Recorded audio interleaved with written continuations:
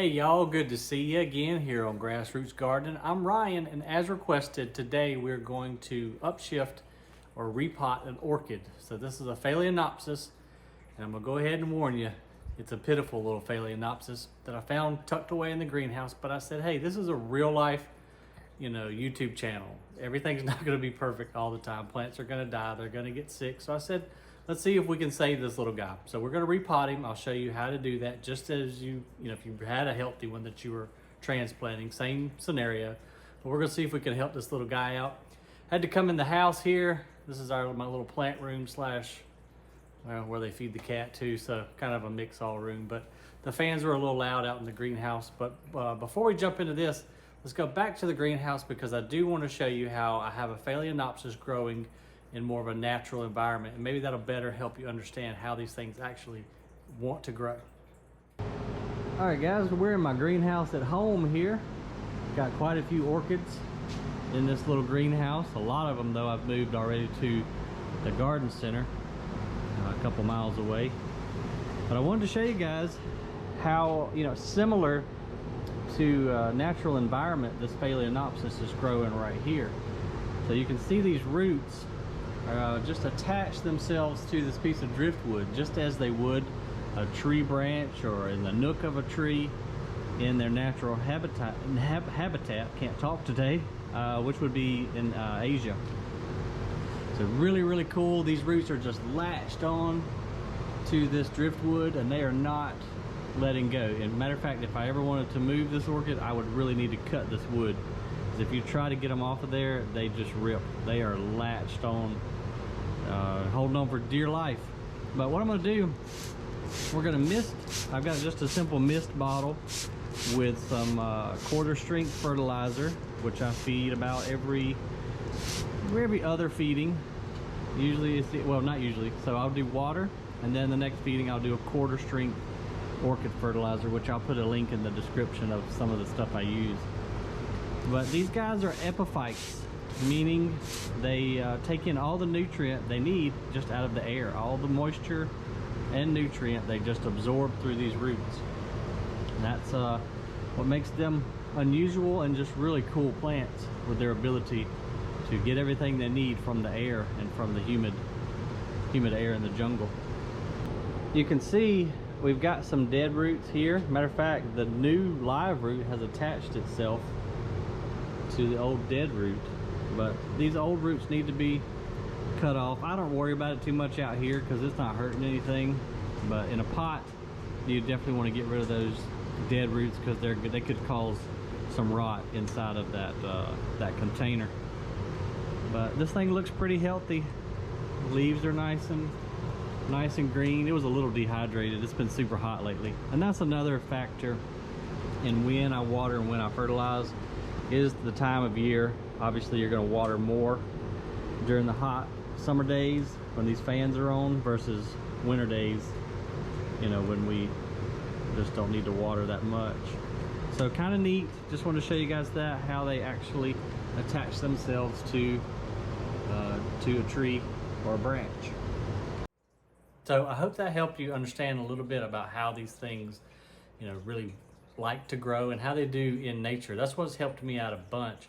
I was fortunate enough to go to Panama a few years back and study orchids in the cloud forest and in the rainforest, and it helped me a tremendous amount to be able to see them in their natural habitat, how they attach to trees, what they're actually growing in. Are they growing in nooks and crannies? Are they just pasted to a tree or a branch? Or we even saw them on fence posts. I'll put a couple of pictures from the trip up here in a second, and then we'll get into actually transplanting this orchid. But I just feel like it really helps to be able to see plants in their natural environment, because let's face it, they're growing out there for a reason. That's their home, that's what they want, and we're just trying to duplicate that.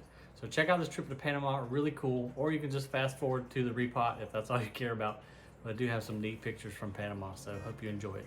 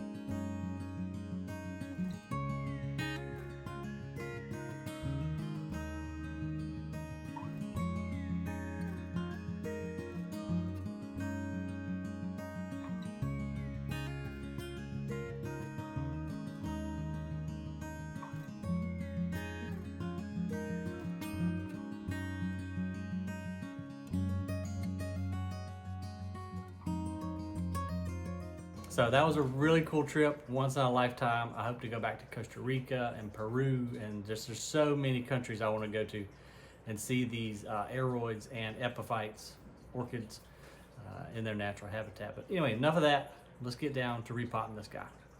I told you guys he's really sick. He was all back in a corner, wasn't getting watered. You can see where a slug has already chewed holes in his leaves. I mean, he's just pathetic. So he needs help for sure. And there's also no holes in his pot. So evidently I didn't have an orchid pot when I threw him in here, and that's not helping the situation any at all either. So I brought home a couple from the nursery. This one's gonna be a more suitable size, but that's what we need right there, guys, is holes in the pot so that the air can get to those roots. They do not like being in solid pots. So whether you're going with clay, terracotta, whatever, plastic, it needs holes in the pot. And so I've gone ahead and pre-moistened some of this Spoma orchid mix. I really like all the Spoma products, but especially their organic orchid mix. It's just worked beautifully for me for years now. So we're gonna definitely reuse that. And I even brought in a little bit of sphagnum.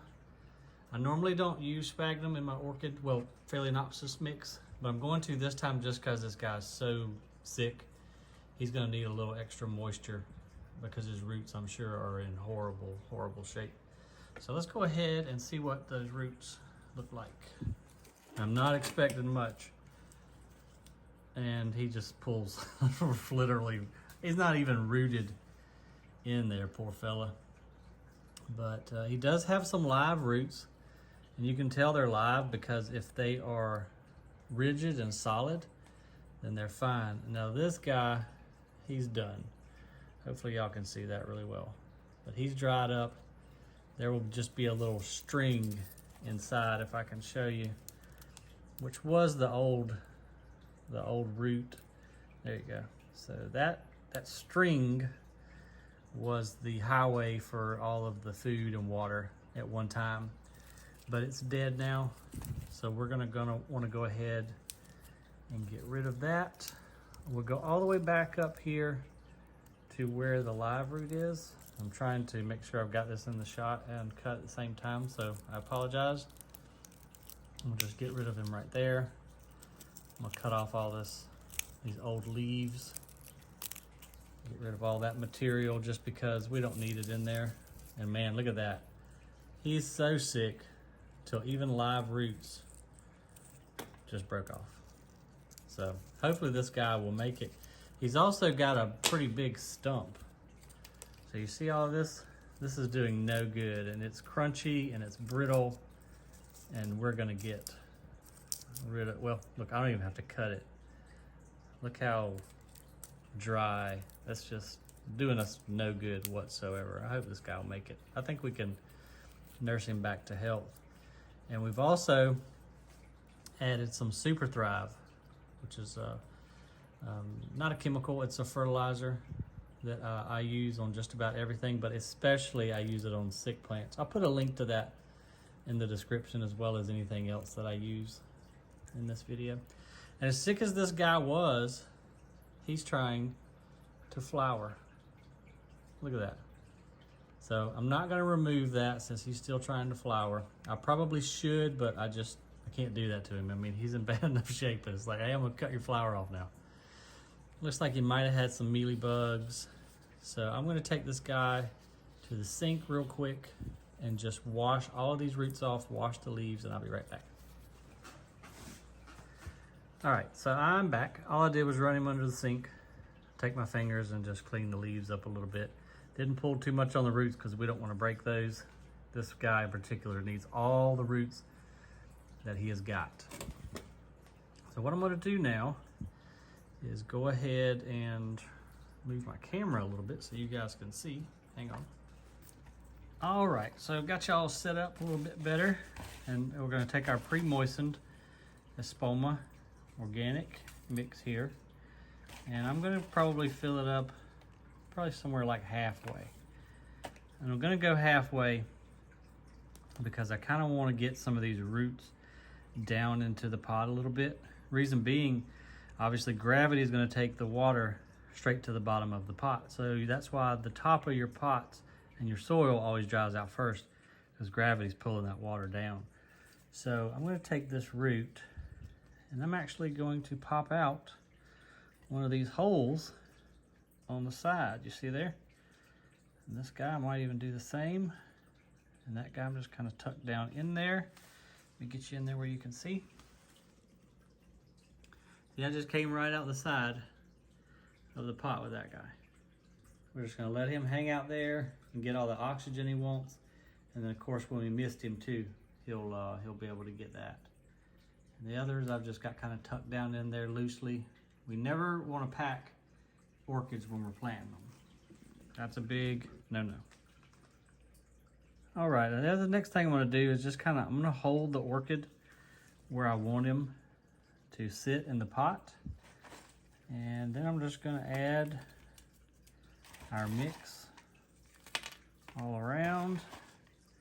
And we're just gonna tuck it, not pack it, down in there. As I said, we never wanna pack orchid mix because they need that oxygen around their roots. And if we were to pack regular pot and soil, then this orchid wouldn't last very long at all. And I really hope he flowers. I'm gonna keep you guys posted on this little guy's progress. We'll have to give him a name of some sort because he's definitely on the struggle bus, man. Poor dude. So let's just get some more around those roots. And again, I'm just making sure the soil falls down in there a little bit, just so that it supports the orchid. There's no packing whatsoever. When I water him here in a second, he will, all those particles will fall down in amongst the roots and probably, well not probably, they will give him the support that he needs. And then, so that I can remove the sphagnum later, because orchids do not like to remain wet, I'm going to put the sphagnum just on the top. That way, after his roots grow and he gets back healthy, because like I said, he needs that extra, this is like an IV bag, I guess if you will, for temporary. He needs that extra moisture just because of the poor condition that his roots are in. And I think we're about ready to water this guy in, you guys. It's very, very simple. Once you kind of understand what the orchid needs and you know, how it lives in its natural conditions, it's much easier to then duplicate that. And so this guy's gonna need bright indirect light. This room would be perfect. This is bright indirect because you cannot see any actual sun rays hitting any of the leaves. However, they're getting plenty of sun. So this would be perfect for this Phalaenopsis. And that's probably where we're gonna keep him for a little while, just so I can kind of keep an eye on him. And my plants, they look a little sick. Not sick, but sad right now. That's because it's summertime and I spend most of my time outside in the yard. They hate me during summertime, but then wintertime when I'm itching to do something, you know, plant related, then they love me because I get in here and I mess with them because I don't like to get outside because it's cold. Well, there you have it, guys. That is how you repot a Phalaenopsis orchid. Sick, as in this guy's case. We'll name him, I don't know, he looks like an Oscar. As in Oscar's case, and hopefully he's gonna rebound. That Super Thrive should kick in and help him out really quick like. But anyway, that's how you do it. So whether it's healthy or sick, Phalaenopsis orchids, and I hope that helped you guys understand by seeing how I've got them growing, you know, just attached right to a tree. That's kind of what you want to duplicate in your home. So what happens out there, I water once a day. Everything gets flooded. It's like a rainstorm out there. So the rain comes, but then it goes away quickly too. So those roots suck up what they need, then they're allowed to dry out, they can breathe, and the plant's happy. So in your home, you don't want to water every day because your conditions aren't 95 with the 80% humidity like I have it in that greenhouse. You're going to be 72, 73-ish and probably 50, 60% humidity. So maybe once a week, depending on your conditions. This is the loaded question, is how often do I water my orchid? Well, I can't tell you because I don't live in your house.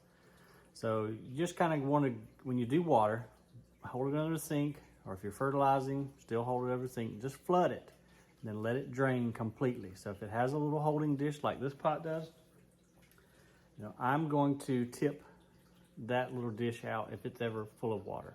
I don't really want it holding water. Right now it's okay because those roots aren't deep enough, long enough to get down into the water to then just sit in water, which they hate.